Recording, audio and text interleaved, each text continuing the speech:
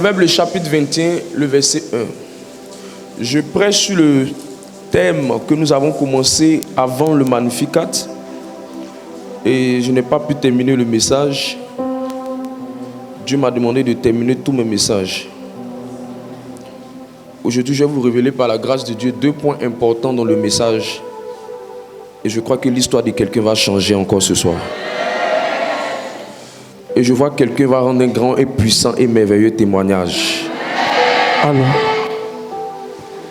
Proverbe 21, verset 1. Proverbe le chapitre 21, verset 1.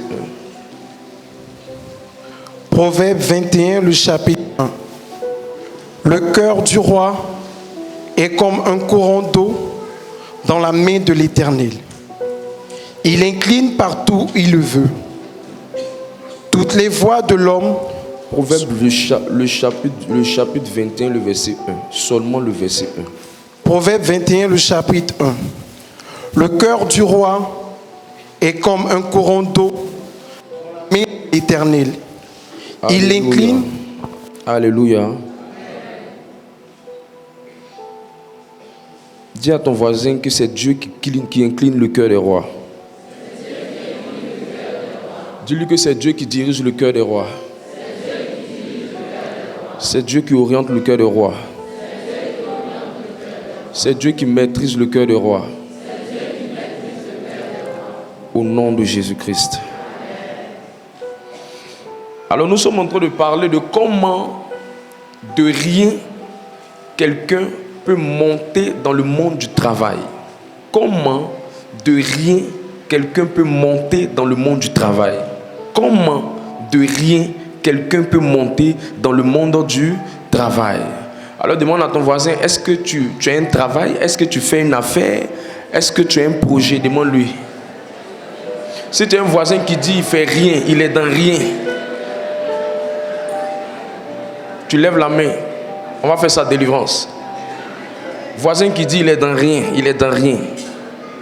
Il n'a pas de projet, il ne fait rien, il n'aspire à rien, il ne vaut rien, il ne cesse rien. Alléluia. Alors pourquoi nous parlons de ça? Mon micro fait écho, je ne sais pas pourquoi, je reçois des échos. Pourquoi nous parlons de ça? Nous parlons de ça simplement parce que peu importe comment tu es fort dans la vie, peu importe à quoi tu aspires dans ta vie, à un moment donné, il va falloir que tu aies une source de revenus. Du plus spirituel au moins spirituel. On aspire tous à avoir une source de revenus. Or, il est impossible d'avoir une source de revenus simplement parce qu'on parle en langue et on prie. Et le canal par lequel Dieu donne une source de revenus à quelqu'un, c'est le travail. Dieu ne donne pas une source de revenus à quelqu'un simplement parce qu'il est chrétien. Non. Dieu donne une source de revenus à quelqu'un parce que cette personne a une activité. Soit tu rends un service qui te donne quelque chose, soit tu vends quelque chose, ou soit tu travailles pour quelqu'un. Et si tu travailles pour quelqu'un, ça peut être soit au privé, ça peut être soit au public. Mais dans tous les cas, le canal ou la voie royale par laquelle Dieu donne les moyens à ses enfants, c'est par la voie du travail. Même quand il y a les miracles financiers ne peuvent pas être le quotidien des enfants de Dieu. Parce que si les miracles financiers sont le quotidien des enfants de Dieu, ça va encourager la facilité. Alors que Dieu ne t'a pas envoyé sur la terre pour apprécier, pour vivre dans la facilité. La preuve, le premier homme appelé Adam a travaillé dans le jardin. Et la Bible nous explique que même Jésus, qui est l'enfant aimé de Dieu, a travaillé quand il était sur la terre. Or, si nous cessons le travail, c'est bien. Parce que c'est le canal par lequel Dieu donne les moyens.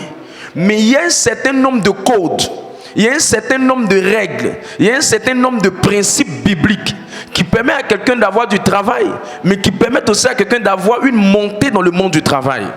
Parce que aussi longtemps que tu as simplement le travail, que tu ne montes pas dans le monde du travail, ta condition de vie ne changera pas. ta condition financière ne changera pas. Il n'y aura pas d'amélioration de ta condition financière juste parce que tu vas à l'église. Non. Dis à ton voisin, ce n'est pas parce que tu vas à l'église que tes conditions financières vont changer.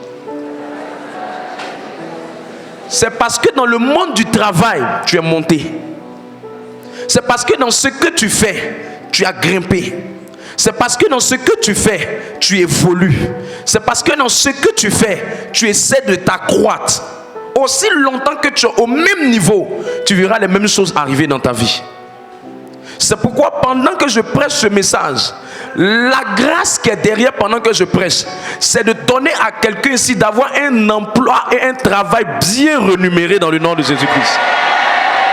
Et pendant que je prêche aussi ce message, l'une des choses qui est derrière ce message, c'est de permettre à quelqu'un qui travaille aussi de monter dans le monde du travail. Le message n'est pas seulement dans le but de faire que tu aies l'argent, mais le message aussi est dans le but de faire en sorte que tu puisses avoir une certaine position dans le monde professionnel, parce que nous sommes en mission sur cette terre. Et si nous voulons toucher les riches, si nous voulons toucher les grands, si nous voulons influencer certaines personnes qui sont élevées dans la société, il faut absolument que nous puissions monter dans le monde des affaires. Écoute, les hommes élevés en dignité ne vont pas t'écouter parce que tu prêches. Les hommes élevés en dignité ne vont pas t'écouter simplement parce que tu as la Bible. Les hommes élevés en dignité vont t'écouter parce que tu es de leur même rang, tu es du même niveau qu'eux. Ils sentent que les choses par lesquelles ils passent, toi aussi tu passes par les mêmes choses. Tu parles le même langage qu'eux. Ils ne peuvent pas te mépriser et facilement tu peux les amener à Christ. Donc si tu passes ton temps à penser que juste parce que tu es dans la maison de Dieu, un païen va te suivre. Un païen, un gros bonnet qui est dans le monde des affaires, mais qui s'en sort financièrement bien et qui voit que toi ta condition ne s'est pas améliorée depuis que tu vas dans la maison de Dieu, je t'assure qu'il ne t'écoutera pas. Jésus lui-même va dire, il est plus difficile à un riche d'entrer dans le royaume de Dieu. Pas que le riche n'entend pas l'évangile, mais le riche sera difficile pour lui de rentrer s'il n'y a pas quelqu'un dans son environnement pour le convaincre. C'est pourquoi Dieu m'a demandé de prêcher ce message, pour que quelqu'un dans ce lieu et dans cette salle puisse monter à un autre niveau de sa vie professionnelle. La troisième raison pour laquelle ce message est prêché, parce que il est vrai que nous aspirons à se marier. Et les dimanches, je parle du mariage, je parle de la stabilité sentimentale. Mes frères et sœurs, l'une des plus grandes guerres dans tous les foyers, c'est le problème d'argent. L'une des plus grandes guerres dans les foyers, c'est le problème d'argent. On peut s'aimer pendant longtemps, mais quand ça devient monotone, c'est parce qu'il n'y a pas les moyens. Mais quand les moyens accompagnent l'amour, ça s'amplifie. Quand on peut sortir pour aller manger comme on veut, ça amplifie l'amour. Mais quand chaque jour on rentre à la maison et on voit la même sauce et on voit les mêmes choses, ça crée beaucoup de discours. Mais nul ne va dire que lui, quand il rentre dans la maison, nul ne va dire quand il y a le problème, il ne va jamais dire que c'est l'argent qui a le problème. Ils vont trouver les arguments, mais ils ne vont pas mettre le doigt sur le problème. Montrez-moi un mari qui est énervé quand il arrive. Soit l'environnement l'énerve, ou soit il est fatigué de manger la même sauce. Montrez-moi une femme qui n'est pas très contente, soit parce qu'elle se rend compte que depuis là, le monsieur là, sa vie ne bouge pas. Je mets ma foi en Dieu que quelqu'un va sortir de ce lieu transformé. C'est pourquoi on ne peut pas te parler de mariage sans te parler de stabilité financière. On ne peut pas te parler de mariage sans te montrer les codes et les secrets qui vont faire que tu vas avoir les moyens de pouvoir bien gérer ton foyer. Ce n'est pas parler en langue qui fera que quelqu'un va te donner sa fille. Oui. Du plus spirituel au moins spirituel. De l'évêque jusqu'au prêtre. Aucune personne ne donnera son enfant à quelqu'un qui ne donne pas la dot. Or la dot, il faut les moyens pour le faire. Montrez-moi le parent qui est très gentil, qui dit viens prendre ma fille cadeau. À la minute près, je lui trouverai facilement un mari. Alléluia. Même ta soeur en Christ, si c'est son frère que tu dois marier, elle va exiger ça. Donc ce message est la réponse à beaucoup de préoccupations. Alors qui veut que je pousse?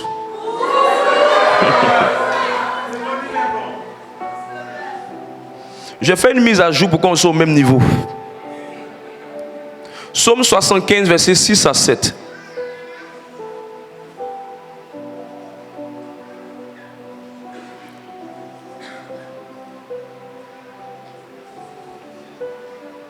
Psaume 75, le verset 6 à 7. Car ce n'est ni de l'Orient, ni de l'Occident, ni du désert que vient l'élévation. Mais Dieu est celui qui juge, il abaisse l'un et il élève l'autre. Ce texte veut simplement dire que tout ce que vous voyez arriver dans la vie de quelqu'un ne vient pas simplement de l'extérieur, mais ça vient directement de l'intervention de Dieu. Ce texte veut simplement dire, ce n'est pas en regardant de gauche à droite que tu auras la solution à ton problème d'élévation, de percée dans ta vie. C'est en regardant uniquement vers Dieu que tu auras la solution à ce problème de stagnation, de chômage, de sans-emploi dans ta vie. Parce que toute élévation, tout positionnement stratégique, que ce soit dans le monde des affaires, que ce soit dans le monde professionnel, vient de Dieu. Alors dis à ton voisin, si Dieu n'est pas prêt pour toi, tu es zéro. Même si tu as le plus grand oncle qui est placé, bien placé dans le pays, je dis, si Dieu n'est pas prêt pour toi, tu ne peux pas t'en sortir. Parce que c'est Dieu qui convainc les cœurs pour t'aider. C'est pourquoi Proverbe 21, verset 1 dit, c'est Dieu qui incline le cœur des rois. Ça veut dire même quand la personne même est élevée en dignité et qu'elle a une position de roi dans la société, si Dieu n'a pas intervenu dans ta situation, la personne peut t'oublier. Allez demander à Joseph, lui-même qui l'a aidé dans la prison, quand il est arrivé vers le roi, il a oublié. Si Dieu ne t'aide pas, celui-même qui est censé t'aider peut t'oublier. Si Dieu ne t'aide pas, celui-même qui est censé te positionner, il va faire tous les efforts qu'il veut faire, mais ça n'aboutira à rien. J'ai vu des gens qui pensaient qu'ils connaissaient des gens tellement bien placés qu'ils les laissent s'en sortir. Mais souvent tu vois comme une inégalité. Lui-même, ses parents même sont bien placés, mais tu regardes sa vie, tu te poses la question, qui il est? C'est parce que Dieu ne l'a pas soutenu. Tu vas voir quelqu'un qui a un parent qui est très bien placé dans l'armée. Il va faire tout ce qui est comme concours dans l'armée, mais il va se rendre compte qu'il tape poteau. On se pose la question, mais pourquoi ce parent ne peut pas l'aider? Là où le parent pouvait faire, il a fait. Mais à un certain niveau, il ne peut plus faire. C'est pourquoi les élévations et les positionnements viennent uniquement de Dieu. Et quand Dieu veut faire quelque chose dans la vie de quelqu'un, il fait ça par sa main. C'est la main de Dieu qui oriente les choses. C'est la main de Dieu qui a élevé Joseph. C'est la main de Dieu qui a élevé Daniel. C'est la main de Dieu qui a donné du travail à Esther. C'est la main de Dieu qui a positionné David dans la cour royale. Il n'y a aucune personne qui peut s'en sortir sur cette terre sans Dieu. C'est pour ça que quand tu vois quelqu'un faire le malin sur les choses de Dieu, Dieu lui n'a encore rien compris. Il n'a encore rien compris. Si l'enseignement ne lui a pas parlé, le problème va lui donner conseil.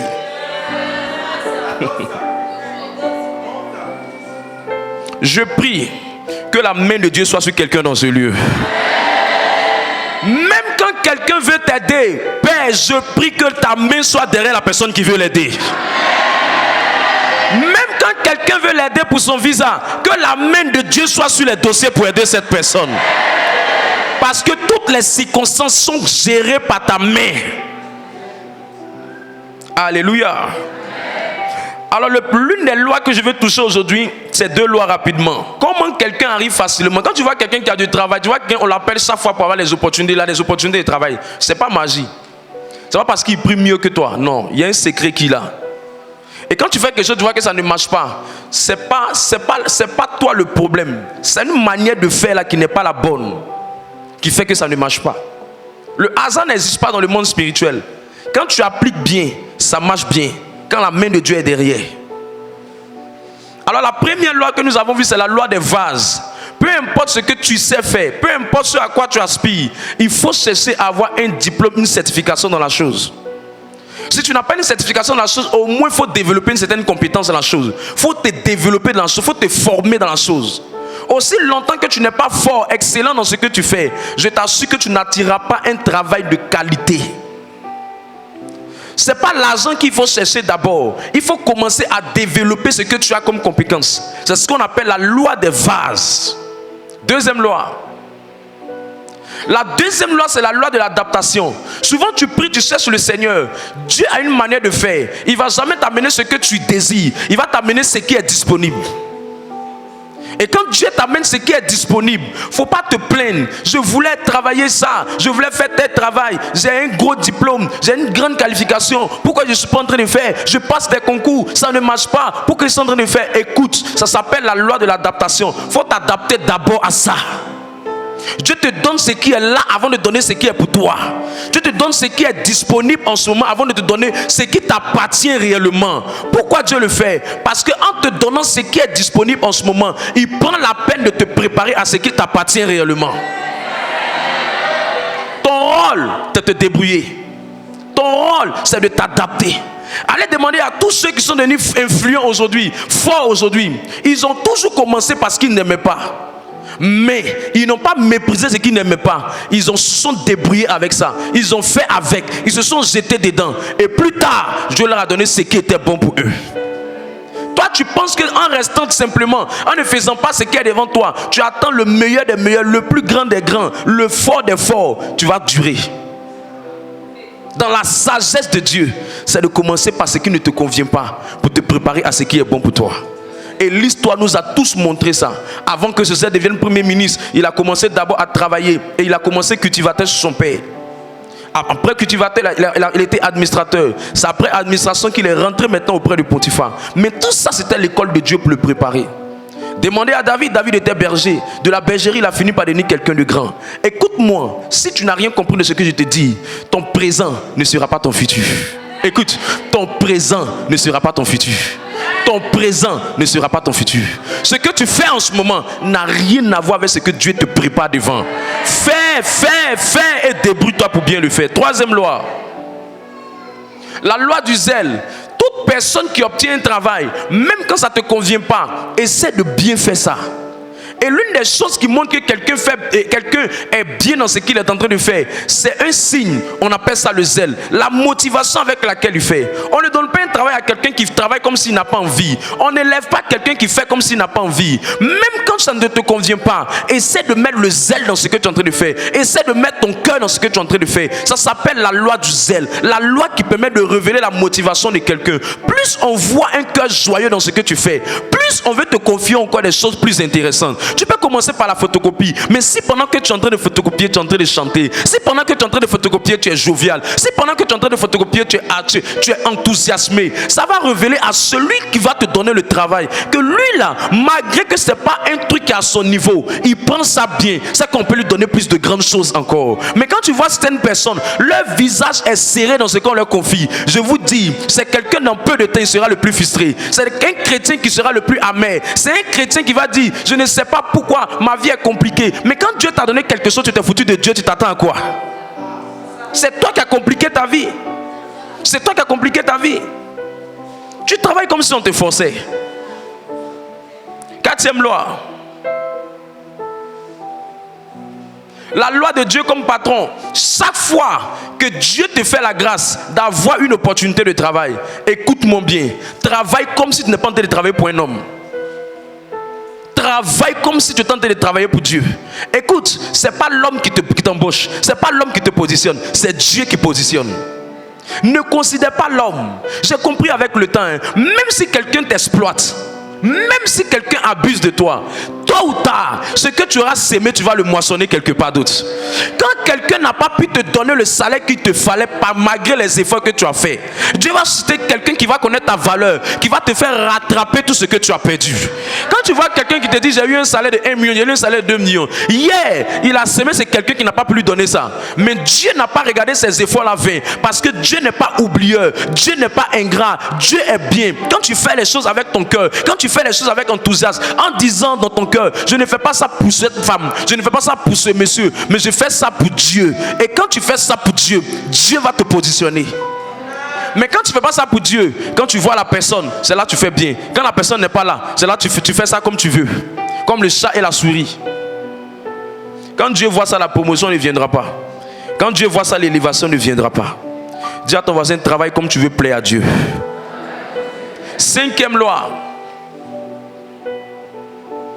La loi du gardien, c'est la loi d'utiliser pleinement le temps que tu as promis à l'entreprise. Utilise bien le temps que tu as demandé, tu as dit tu vas faire. Prends ton temps et fais bien. Quand on parle de la loi de gardien, Ce qui permet aux gens de positionner certaines personnes, ce n'est pas comment ils ont commencé le travail, c'est comment ils utilisent le temps qu'on leur donne dans le travail. Il y a des personnes qui jouent avec le temps qu'on leur donne.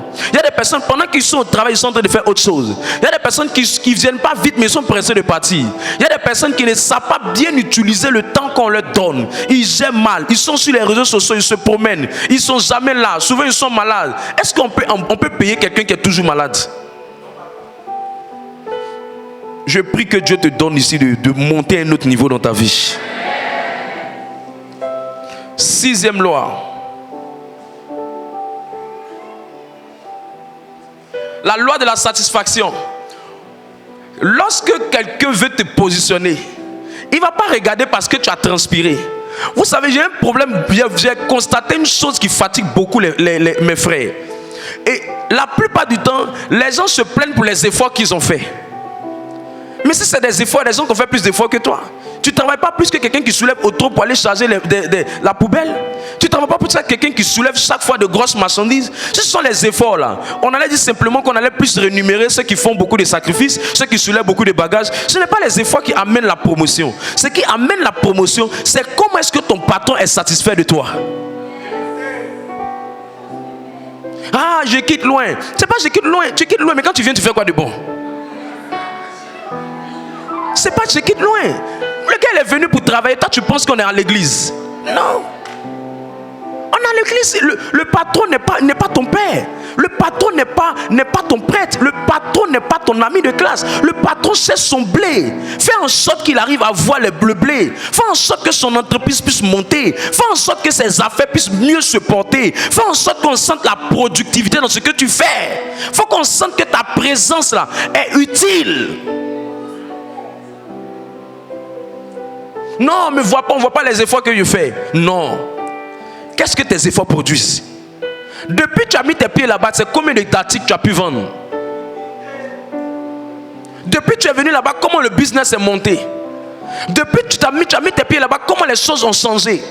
On regarde les résultats. On regarde ce que tu arrives à accomplir. On regarde ton niveau de productivité. On regarde comment est-ce que le patron est content de toi. C'est lui qui va décider. C'est vrai que la grâce de Dieu est derrière, mais c'est lui qui va décider. Donc essaie de faire en sorte qu'il soit content de ce que tu es en train de faire. Je prie que tu sois délivré. La délivrance par la parole.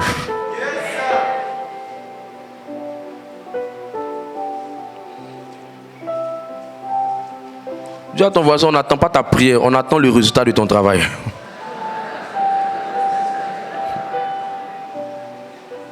La 7e loi, c'est la loi de la main de Dieu.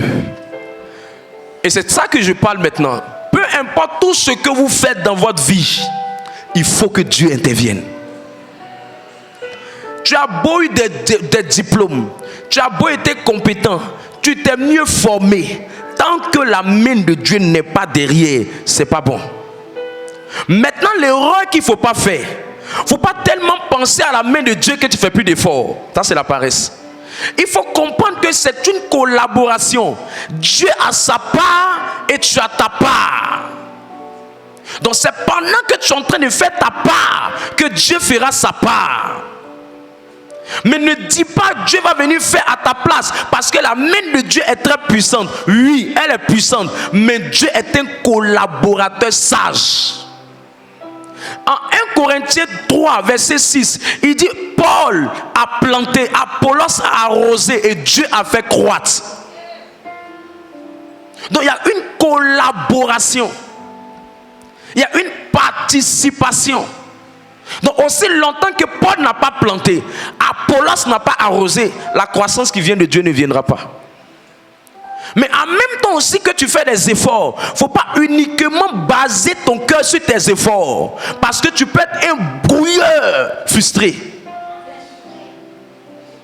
C'est équilibré? C'est équilibré? Non, moi là, je suis courageux. Quand je vois quelqu'un qui parle de vous comme ça, je sais qu'il ne connaît pas la main de Dieu. C'est un gros bonnet ignorant. Qu'il vienne me demander. J'ai passé le concours de mathématiques, j'étais l'un des meilleurs. Et je suis allé passer le concours de mathématiques à Yopougon, William Pointy.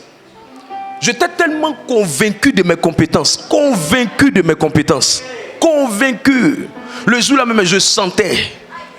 Je vois les autres sont en train de bosser, je sentais. C'était un concours de mathématiques. Je sentais, je suis serein, je suis tranquille. Quand je me suis assis, j'ai oublié que ce n'est pas examen, ce concours. Concours, ce n'est pas qui a bien fait. C'est qui a bien fait parmi tous ceux qu'on fait. Je suis assis là. Je lave mes yeux. Je gratte ma tête. Où est partie ma connaissance? Où est parti mon savoir? J'écris, ça n'écrit pas. J'ai un brouillon que je mets pour commencer. Je mets le brouillon, je mets les points, poteau. Je sais quand tu sais que tu es en train de taper poteau là, tu sais. On te dit pas, quand tu sais que tu fais rien de bon, tu sais. Je suis là, je sais que je fais rien de bon. Je renverse ma feuille, je retourne. Je renverse ma feuille, je retourne. Il n'y a rien derrière, mais je renverse quand même. Je réfléchis. Je vous assure, je suis sorti de là. Zéro. Je n'ai rien fait de bon. Je suis allé à l'adoration prier. Dieu m'a dit, la bataille n'appartient pas au cheval le plus équipé. Je n'ai jamais oublié ça jusqu'à aujourd'hui. Jamais. Même quand je sais que je vais venir prêcher un message, la grâce de Dieu, la main de Dieu, la main de Dieu, la main de Dieu.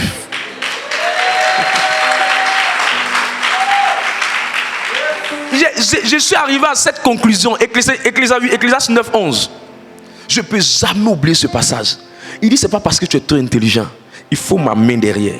C'est pas parce que tu es trop fort, il faut ma main derrière. C'est pas parce que tu avais les 16, les 18, c'est pas ça, c'est ma main derrière. Il dit, j'ai vu sous le soleil que la course n'est point aux agiles, ni la guerre aux vaillants, le pain aux sages, la richesse aux intelligents, la faveur aux savants, car tout dépend du temps et des circonstances. Résultat, temps et circonstances, ça veut dire que tout dépend de la main de Dieu. Donc j'ai mis ça au placard. Très vite, ça m'a délivré. Je prie que quelqu'un ici comprenne cette révélation profonde. Lorsque tu veux que la main de Dieu intervienne par rapport à une situation très simple, 1, il faut avoir une vie de prière et de jeûne. Je ne vais pas revenir dessus, j'en ai à me parler. 2, il faut avoir une profonde stabilité avec Dieu. Une profonde relation avec le Seigneur. Écoute, le chômage de beaucoup de gens est spirituel avant d'être physique. Montrez-moi quelqu'un de galéré. Tu n'es pas galéré physiquement par ta main. Tu es d'abord galéré spirituellement. Ton problème est d'abord spirituel avant d'être physique. 3 Jean 1:2, lis ce texte magnifique qui confirme ce que je dis. Montrez-moi quelqu'un qui ne décolle pas. Son vrai problème est d'abord spirituel. C'est pour ça que quand tu ne comprends pas le règne spirituel, tu seras un frustré sur la terre. Les batailles que tu n'as pas gagnées dans le spirituel, tu ne peux pas les gagner dans le physique. Ce que Dieu n'a pas mis dans tes mains dans le spirituel, tu ne peux pas l'avoir dans le visible. Vas-y, lis le texte. 3 Jean 1, le verset 2. Bien-aimé, je souhaite que tu prospères à tous égards et sois en bonne santé, comme prospère l'état de ton âme. Comme prospère l'état de ton âme. L'âme, c'est la partie invisible de l'être humain. L'âme, c'est la partie qu'on n'arrive pas facilement à attraper. L'âme, c'est la partie qu'on n'arrive pas à voir à l'œil nu. L'âme, c'est la partie qu'on n'arrive pas à cerner. L'âme, c'est la porte entre le cœur et l'esprit de l'homme. Donc la plupart du temps, quand Dieu parle de l'âme, Dieu est en train de parler du domaine spirituel de l'homme. Dieu dit la prospérité de quelqu'un dans tous ses domaines, dans sa vie financière, dans sa vie professionnelle, dépend de comment son âme est, dépend de comment sa vie spirituelle est. Si spirituellement il est bien, ça va agir financièrement.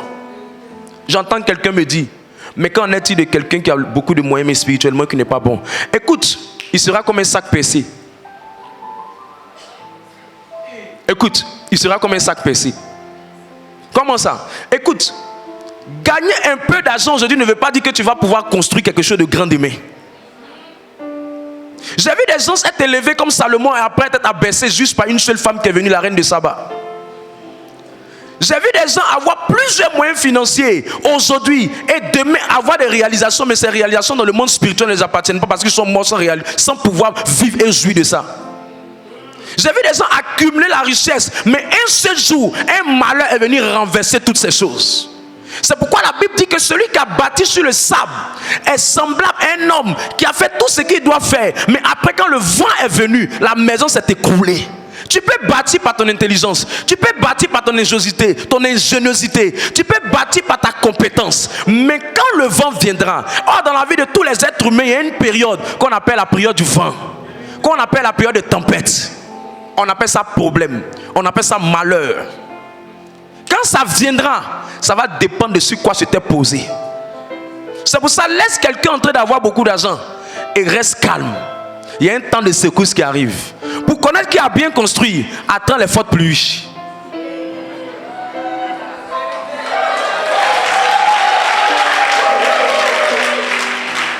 Tu me dis non, les gens sont en train d'avancer. Moi, je n'avance pas. Laisse les gens qui avancent. Il y en a d'autres qui courent dans le sac. Il y en a d'autres qui sont en train d'aller à leur rythme parce qu'ils vont construire quelque chose de durable. Ne confonds pas le succès momentané et le succès durable. Donc laisse ceux qui sont en train de prospérer en ce moment. Parlons des choses bibliques qui sont durables. Est-ce que je peux te parler des choses bibliques qui sont durables?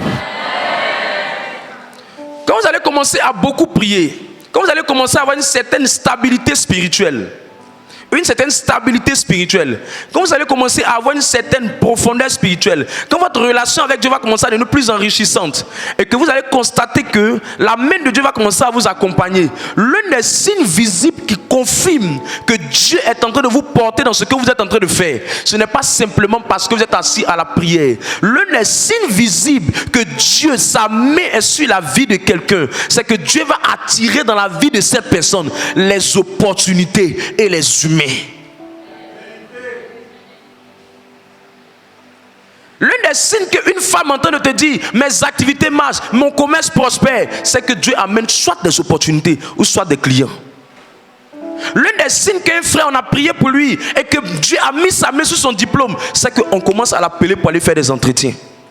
L'un des signes visibles que quelque chose est arrivé qu'on appelle la main de Dieu dans la vie de quelqu'un, c'est que Dieu est en train de travailler pour le bien de cette personne par le canal des circonstances qu'on appelle des opportunités que tu n'as même pas demandé mais qui viennent frapper à ta porte. J'appelle un vent d'opportunité dans la vie de quelqu'un. J'appelle un vent d'opportunité dans la vie de quelqu'un. Celui qui me donne un amen comme le tonnerre, cette parole s'accomplit dans sa vie. Est-ce que je peux pousser encore?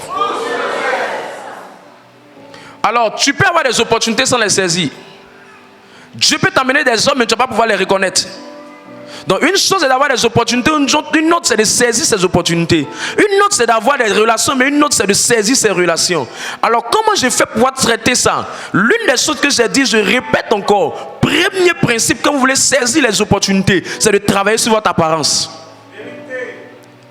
Les hommes ne regardent pas l'apparence. Les hommes ne regardent pas au cœur plutôt. Les hommes regardent à l'apparence. Ta voisine, ton voisin, regarde à ton apparence. Oui. Chacun s'assoit en fonction de comment il voit celui qui est à côté de lui.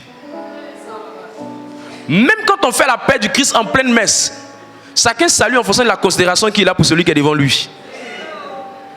Il y en a d'autres qui saluent avec enthousiasme. Il y en a d'autres qui saluent avec mépris. Qui était salué avec mépris une fois?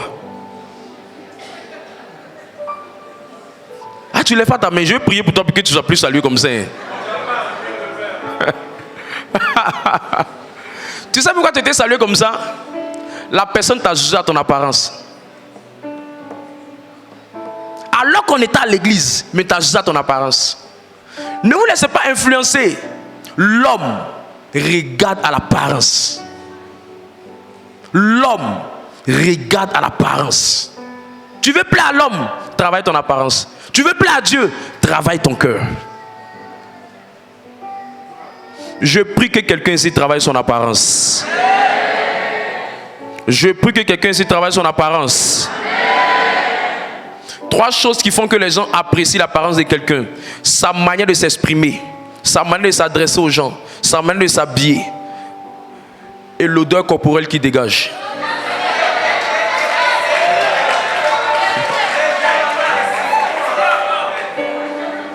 Un jour, j'ai fait un enseignement sur les odeurs.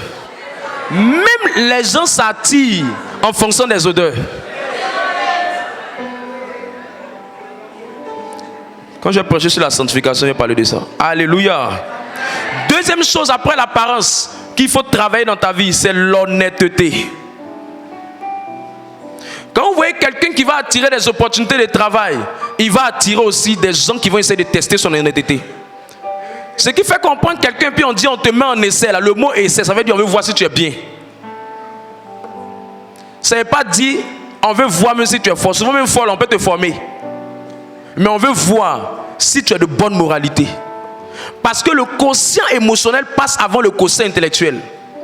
Français terre à terre, ça veut dire on ne regarde pas d'abord si tu es trop intelligent. On regarde d'abord comment tu peux t'adapter à l'environnement en fonction des valeurs que tu as.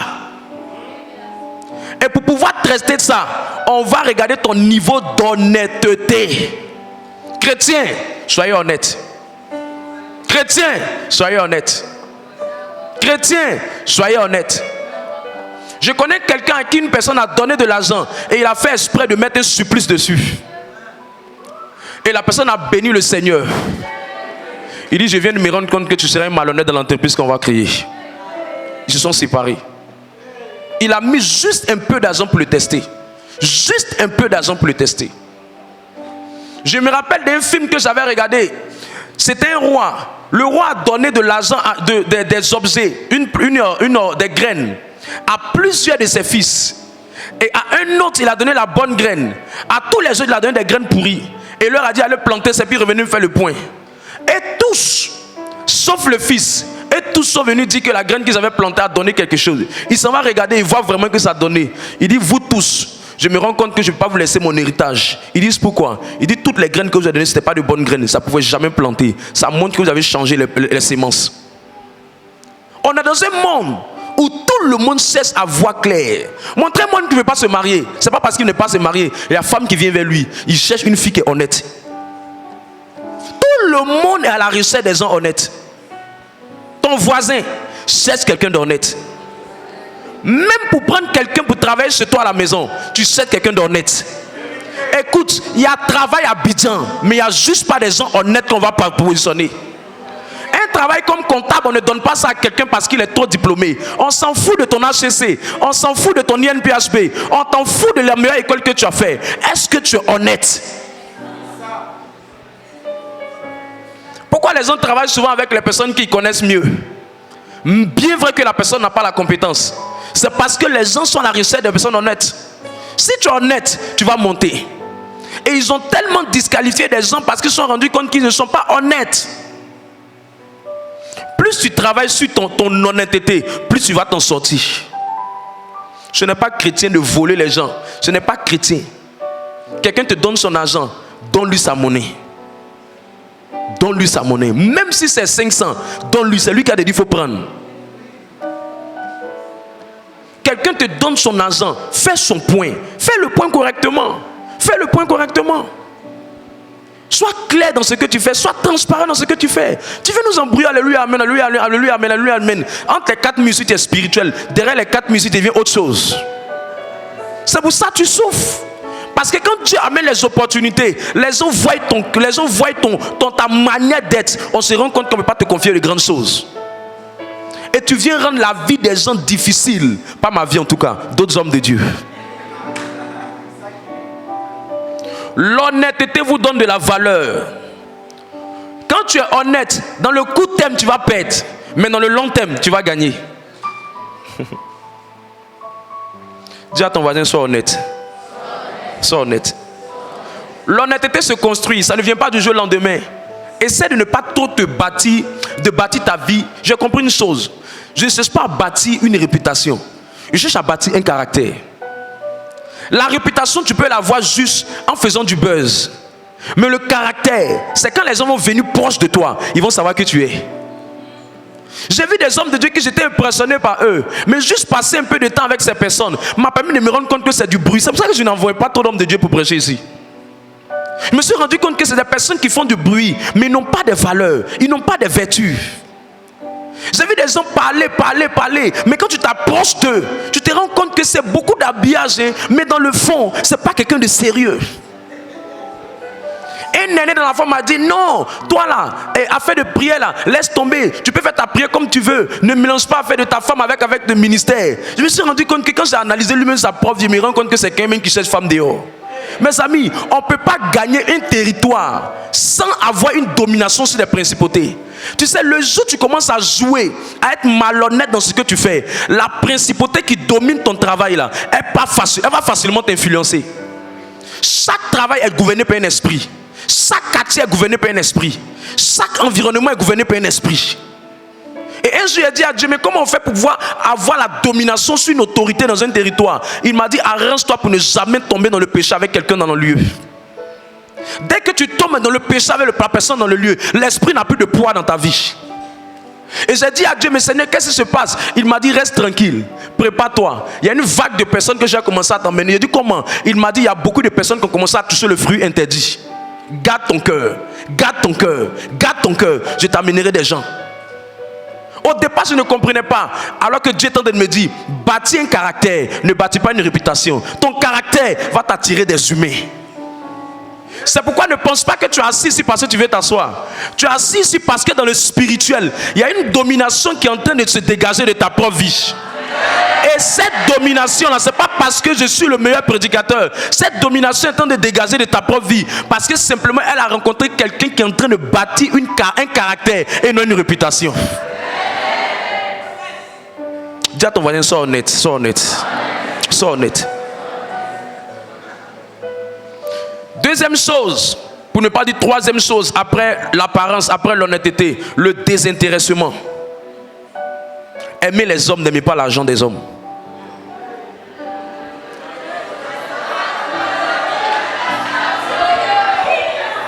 Regarde, l'un de mes grands secrets dans le ministère, l'un des grands secrets, si je peux te donner l'un des grands secrets dans le ministère, je ne m'attache jamais à quelqu'un qui a un peu d'argent. Jamais. Il n'y a pas quelqu'un ici qui a levé la main pour dire, je t'ai appelé, allô, viens, donne-moi ta dîme, donne-moi offrande. Jamais. Il n'y a pas quelqu'un ici. Il n'y a pas. Il peut jeter même le pupitre ici. Il n'y a pas. Il n'y a même pas. Il n'y a pas.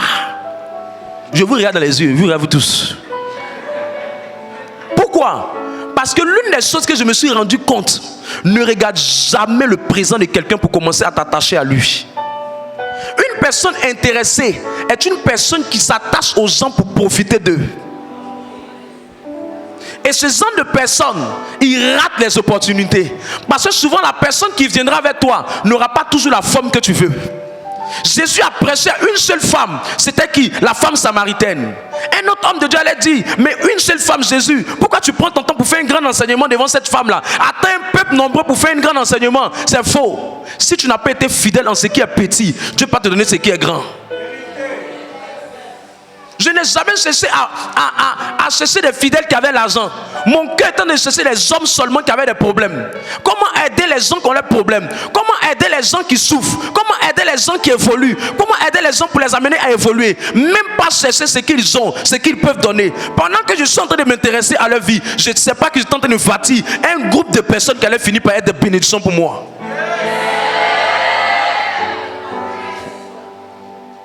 Le problème avec toi, c'est que toi, tu regardes les gens en fonction de leur présent. Et tu regardes les gens, tu t'intéresses seulement à ce qu'ils ont dans leur poche.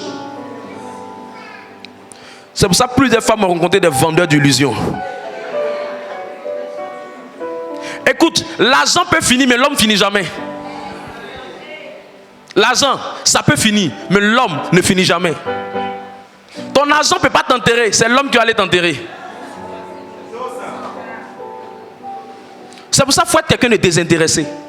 Il y a des gens qui viennent aujourd'hui devant des femmes, ils se jouent, ils font comme s'ils n'ont rien. C'est un piège. Il y a des gens que tu vas rencontrer, souvent ils n'ont l'apparence de rien, mais ils ont un réseau que tu ne peux pas imaginer. Ils ont un contact que tu ne peux pas imaginer.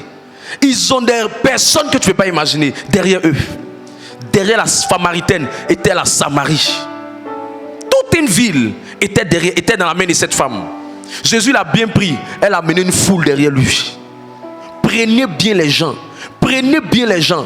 Quand tu rencontres quelqu'un, considère bien la personne. Ne regarde pas les gens pour ce qu'ils peuvent t'apporter. Aime les hommes. Considère les hommes. Sinon on t'appellera profiteur.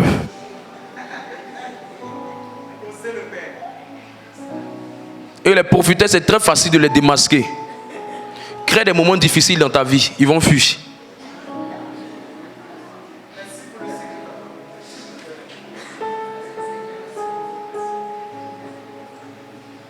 Quatrième chose, aie de bons rapports avec les gens autour de toi. Parce que Dieu va t'emmener les hommes. Il faut avoir de bons rapports avec les gens. Tu sais qu'on est dans le monde du travail, on ne cherche pas. On est là pour avoir l'argent. On n'est pas là pour chercher à faire des clubs d'amis. On n'est pas là pour chercher à faire des clans. Aie de bons rapports avec tout le monde. Romains 12, verset 18. Il faut être en paix avec le maximum de personnes. Tu ne sais pas qui va être le canal par lequel Dieu va te bénir. Tu ne sais pas. Il faut avoir de bons rapports avec les gens. Dis à ton voisin, il faut avoir de bons rapports avec tout le monde. Tu peux. Tu ne sais pas. Souvent, c'est lui que tu vois, il est dangereusement sapé un veste là. Tu ne connais pas encore. Allons-y. Romains 12, le verset 18. S'il est possible, autant que cela dépende de vous, soyez en paix avec tous les hommes. Soyez en paix avec qui? Tous les hommes. Dis à ton voisin, tu peux être en paix avec tout le monde. C'est ce que la Bible dit. Tu peux être en paix avec tous les hommes. J'ai dit, tu peux être en paix avec tous les hommes. On n'a pas dit que tu peux être ami. C'est différent. On n'a pas dit que tu peux être ami, mais tu peux avoir de bons rapports. Il n'y a pas palabre, il n'y a pas histoire, mais on ne fait plus les mêmes choses ensemble. Tu peux être en paix. C'est pour ça, partout où tu vas, sois en paix avec les gens. Garde de bons rapports avec les gens. Garde de bons rapports avec les gens. Écoute-moi, garde de bons rapports. En Jean 5, verset 5, quelqu'un a duré dans son problème 38 années. Quand on lit la Bible, Jésus lui demande, veux-tu être guéri? Il dit, je n'ai personne pour m'aider. Il est dans une piscine où il y a du monde. Mais il dit, il n'y a personne. Je suis celui qui parlait mal aux gens qui venaient vers lui. 38 années. Comment toi, en 38 années, tu n'as même pas un ami autour de l'eau? Tu es malhonnête. Comment toi, en toute ton existence, actuellement tu as 25 ans, tu n'as personne qui peut se sacrifier pour toi? Tu ne sais pas bien gérer les gens que Dieu amène dans ta vie. Comment toi, dans toute ta vie, tu vois des gens, des soeurs et des frères, elles prient, elles jeûnent, elles font tout, mais il n'y a jamais quelqu'un qui peut parler à un patron pour elle. Parce que tu as pensé que Dieu allait descendre, tu te mets le doigt dans l'œil. Le jour où on t'appelle pour te faire monter quelque part, c'est que quelqu'un a parlé de toi. Ça ne va pas venir par magie. Je dis, le jour où on t'appelle pour te faire monter quelque part, c'est que quelqu'un a parlé de toi. Le jour même quelqu'un dit, je décide de la marier, il y a quelqu'un qui a parlé aussi pour toi. Il n'y a aucune personne qui prend une décision dans sa propre vie sans associer un jour quelqu'un qui te connaît. Sans associer un jour quelqu'un qui te connaît. Dans le monde du travail, l'une des choses qui fait que certaines personnes montent, d'autres ne montent pas. Il y a des gens qui sont venus travailler, toi tu cherches à être avec lui là, ne pas être lui là. Tu es venu faire quoi? Tu es venu chercher la zone, tu es venu chercher à faire un clan d'amis. C'est parce que quelqu'un parle bien de toi qu'on dit tu es bien. Sinon, c'est toi-même tu peux parler bien de toi. Ça, c'est du fanfaronnage. Arrange-toi pour parler avec tout le monde. Dis à ton voisin, arrange-toi pour parler avec tout le monde. Ça va t'aider. Arrange-toi. Mon premier voyage au Burkina, c'est quelqu'un. Je suis parti au Togo, c'est quelqu'un. Je suis parti au Bénin, c'est quelqu'un. Dans tous les autres pays dans lesquels je suis parti, c'est quelqu'un. Bien, aller-retour, sans payer quelque chose, c'est quelqu'un. Parce que je suis gardé de bons rapports avec des gens. Je suis gardé de bons rapports avec des gens. Le jour où je prenais le vol pour arriver dans les pays européens, la première fois que j'ai quitté, c'est quelqu'un. Moi, j'ai parti par rapport à quoi? Et le jour où j'étais agité, je voulais prendre une photo pour mettre ça. C'est le temps de gloire. Le Saint-Esprit m'a dit en même temps, tu n'as jamais commencé comme ça, ne termine pas comme ça. Tu n'as jamais commencé comme ça, ne termine jamais comme ça. Le jour où tu me vois faire ça, viens me dire pardon. Hein? Cette folie-là ne va pas me prendre.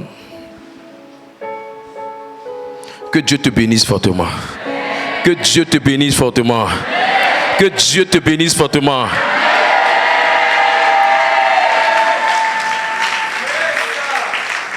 Est-ce que je peux ajouter? Est-ce que je peux ajouter? Bon, j'ajoute ça. 8e loi, la loi de la porte du travail. Ce qui fait qu'on rentre facilement dans le travail. La loi de la porte du travail. La loi de la porte du travail. Ce qui fait que les gens rentrent facilement. Ce qui fait que les gens rentrent facilement. Ils trouvent travail facilement. J'ai dit ça rapidement, puis on va partir.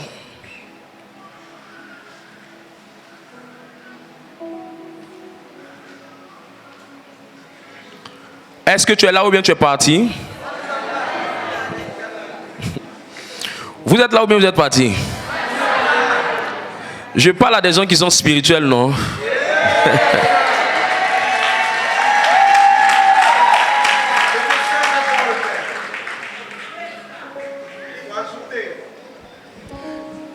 Il y a un premier principe qu'on appelle la loi de la semaille.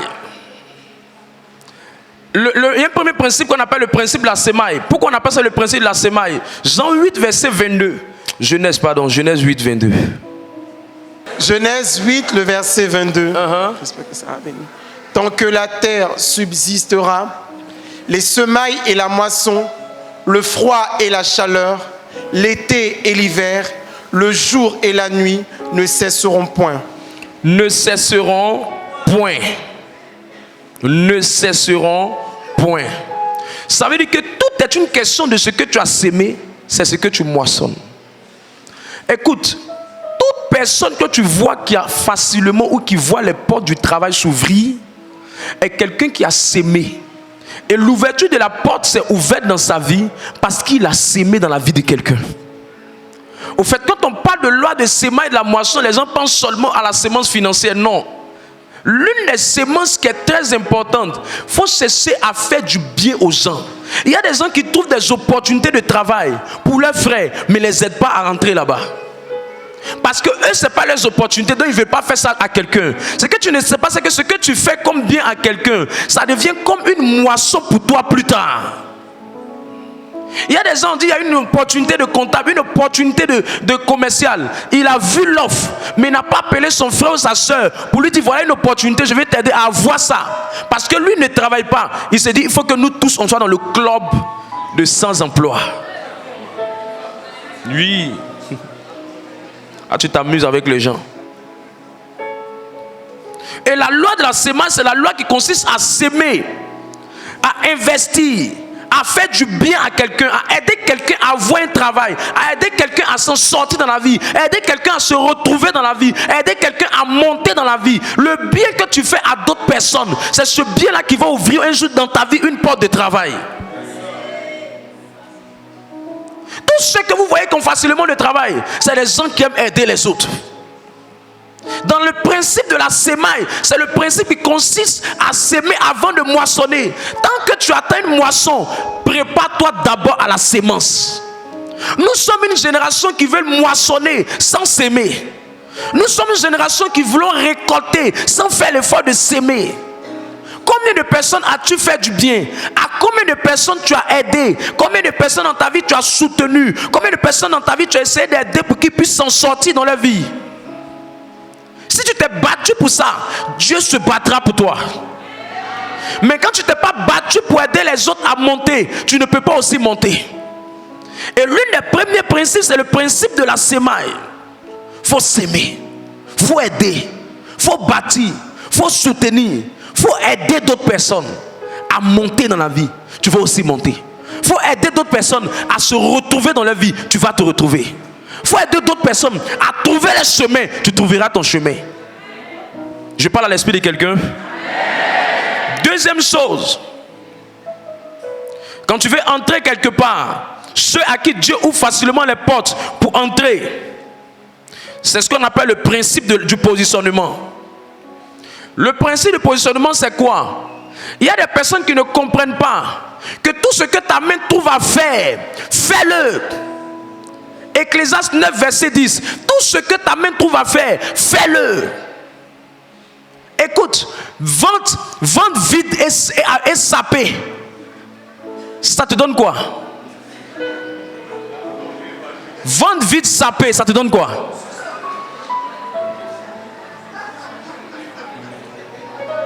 Tout ce que ta main trouve à faire, fais-le. Il n'y a ni œuvre, ni pensée, ni science, ni sagesse dans le séjour des morts où tu vas. Les gens vivent d'impression. Les gens vivent pour pouvoir se faire voir. Ce que tu trouves là, fais. Ce que tu trouves là, fais. Ne cherche pas à dire non. Pourquoi on appelle ça le principe de positionnement? Souvent c'est une stratégie pour Dieu pour te connecter à quelqu'un qui va te positionner quelque part. Mais toi, il faut tout faire pour entrer. Toi, il faut tout faire pour commencer. J'ai vu des gens qui ont fait travail simplement de gardien. De gardiennage, il est rentré dans l'entreprise. J'ai vu des gens qui étaient simplement en train de faire nettoyer de bureau. De nettoyer de bureau, elle est devenue secrétaire. Comme si c'était hier. Une dame qui a construit au programme 6. Elle était simplement au Bénet. Au Bénet, elle était simplement parmi celles qui nettoyaient. Elle était responsable du nettoyage du Bénet, des bureaux du Bénet. C'est comme ça la dame est devenue responsable. Elle a construit une grande maison au programme 6. Les gens lui ont demandé comment tu as fait. On dit la première fois où l'opportunité s'est présentée, la femme a saisi l'opportunité. Mais si elle n'était pas dans l'environnement, elle allait entendre l'opportunité. Jamais.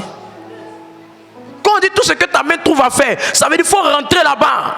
Tu vois des gens qui sont trop en train de trier de travail comme si eux-mêmes, là, leur ventre vide, leur poche vide, va leur donner d'arriver quelque part. La Bible dit, Proverbe 13, verset 7, tel fait le riche alors qu'il est pauvre. Pourquoi jouer les durs? Et c'est ton diplôme qui te permet d'acheter pot de lait à ce côté. Fais quelque chose. Trouve quelque chose à faire. Que tes mains soient en train de faire quelque chose. Ne croise pas les mains. Ne reste pas là sans faire. Fais quelque chose. Fais quelque chose. Les gens qui trouvent quelque chose à faire, Dieu leur donne quelque chose de plus grand. Est-ce que je parle à l'esprit de quelqu'un? Fais quelque chose. Fais quelque chose. Sors des impressions. Laisse ce que les gens vont penser. Ne joue pas les riches, ne joue pas les boss, ne joue pas les grands, ne joue pas les patrons. Fais quelque chose. Sois honnête avec toi-même. Mets ta main dans quelque chose. Si tu peux vendre, vends. Si tu peux faire un commerce, fais un commerce. La plupart même des plus riches sur la terre, la plupart des plus riches sont des grands vendeurs.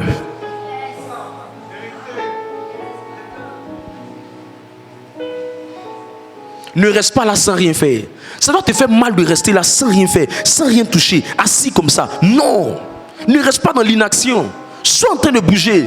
Tous ceux qui voient des opportunités sont tous dans l'action. Ils ne croisent pas les mains là sans rien faire. Ils ne peuvent pas s'asseoir matin jusqu'à 10h coucher. Non. Souvent tu ne te donnes pas le travail grand, hein, mais il est en train de travailler ton humilité. Il est en train de travailler ton humilité. Je n'ai jamais vu quelqu'un se réaliser pour devenir grand en s'asseyant. Je n'ai jamais vu quelqu'un bâtir quelque chose de fort en s'asseyant. La différence entre ceux qui réussissent et ceux qui échouent, c'est que ceux qui réussissent ont des idées, mais ils sont passés à l'action. Ceux qui échouent ont des idées, mais ils n'ont pas compris que pendant qu'ils ont eu la même idée, 10 autres personnes ont eu la même idée comme eux. Mais ce qui a fait que l'autre est allé plus loin, c'est parce qu'il s'est mis à agir. Laissez vos souhaits. Je vais devenir ceci, je vais devenir cela. C'est ce que tu es en train de faire aujourd'hui qui va déterminer ce que tu seras demain. Je prie que l'histoire de quelqu'un change. Je prie que l'histoire de quelqu'un change. Je prie que l'histoire de quelqu'un change. Je prie que l'histoire de quelqu'un change. Le principe du dur labeur. Sois un bosseur. Sois un bosseur. Mes amis, tous les hommes de Dieu qui sont en train de faire fanfaronnage, mes amis, ils sont des mendiants. Les bosseurs sont des champions. Je te dis la vérité. Je ne vais pas me lever comme ça, venir ici et puis te prêcher. Je ne me lève pas comme ça. Mes amis, j'ai laissé beaucoup de choses. Je dis ça toujours, j'ai laissé beaucoup de choses pour me livrer à faire de Dieu là. Je ne peux pas faire de l'à peu près. Je ne peux pas accepter de faire de l'à peu près. Je ne peux pas. Mes amis, seuls ceux qui sont des travailleurs acharnés deviennent des leaders de demain. Là même là, j'ai préparé tout le message. Je peux te prêcher même jusqu'à demain matin. Parce que je ne suis pas assis en train de m'amuser. Je travaille, je peux écrire même un livre sur ça. Et je vais finir par vendre ça, ça va devenir best-seller. Oui. Je ne suis pas assis. Depuis 2 heures, je suis debout. 5h36, j'étais à la matinale. Je ne suis pas en train de m'asseoir pour rêver. Les rêveurs n'accomplissent rien. Ça là, je dis, on est en train de ça là, c'est le ministère de vos enfants qu'on est en train de préparer comme ça. C'est l'espace de prière de vos enfants. Ce qui va commencer après ça là, c'est pour vos enfants. Accouche vite, accouche vite. Reçois l'onction, accouche. Ah, tu peux pas accoucher.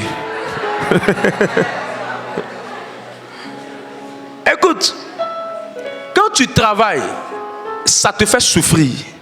Mais ta consolation, c'est la récompense de demain. Quand tu travailles, ça t'épuise. Mais ta consolation, c'est que pendant que celui qui est en train de s'amuser aujourd'hui sera en train de regretter demain et être aigri, toi, tu seras en train de te reposer tranquillement. La vie est faite. Soit aujourd'hui, tu t'étends, tu transpires et demain tu te reposes. Ou soit aujourd'hui, tu t'amuses et demain tu pleures. Et quand tu pleures là, tu vas voir les gens qui sont jeunes, qui sont en train d'être tes patrons. Tu seras un sorcier dans une entreprise de quelqu'un. Il est gris, il est amer, il est énervé, tout l'énerve. Maintenant les jeunes là. C'est pas une histoire de que maintenant les jeunes. C'est une histoire de ce qu'il a bossé, ce qu'il s'est sacrifié pour faire. Dieu est en train de le récompenser. Parce qu'il a dit que celui qui sème dans les larmes moissonnera avec un chant d'allégresse. Pourquoi tu ne veux pas donner à quelqu'un de moissonner avec un chant d'allégresse? Parce que tu n'as pas vu qu'il est en train de semer dans les larmes. Travaille, sacrifie-toi, bosse, mets ton cœur, fais avec toute ton énergie. Ça ne ment pas. Même si on ne te considère pas là où tu es, Dieu sera en train de faire quelque chose pour toi. Dieu sera en train de te positionner quelque part. Est-ce que je peux parler à l'esprit de quelqu'un? Que Dieu te bénisse. Ce que je vais toucher là, si je commence ça, c'est pas maintenant. Que Dieu te bénisse fortement. Que Dieu te bénisse fortement. Sois un bosseur, sois un bosseur. Le mercredi prochain, je vais t'enseigner sur un des principes qui permet à quelqu'un d'être fort dans son domaine. Comment on est fort dans son domaine? Comment on fait pour être fort dans son domaine? Comment on fait pour être fort? Il faut être fort. Il ne faut pas être le chrétien plombier. Qui connaît le chrétien plombier? Il ne faut pas être ça. Le gars, il chante. On lui a donné le travail de plombier, il allait gâter les choses là-bas. Et c'est la chanson de Dieu.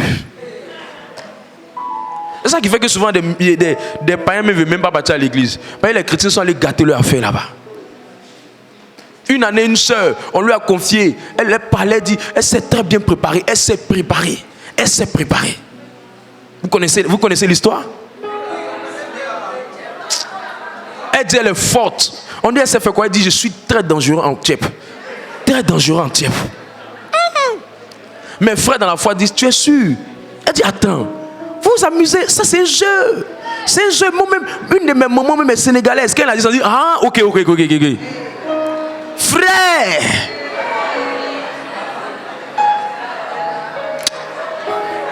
on a mangé du sel. On était tellement dessus. Plus jamais on va la poser. Plus jamais. Les opportunités ne viennent pas 3 fois. Quand ça vient, il faut bien les saisir. Et ce qui permet de saisir ça, c'est qu'il y a une loi qu'on appelle la loi de l'impact. Les gens ne savent pas qu'il faut impacter. Partout, le monde cesse les gens qui vont influencer. Le monde ne cesse plus les gens qui vont seulement parler. Le monde cesse les gens qui vont impacter. Et le mercredi, je t'enseigne sur les lois et les principes pour être un homme d'impact et de domination dans le monde professionnel. Parce que quand tu ne comprends pas ces principes-là, tu penses au fait que le monde est là comme ça pour ne rien. Non. Ce qui a manqué à cette femme, à cette soeur-là, c'est une loi.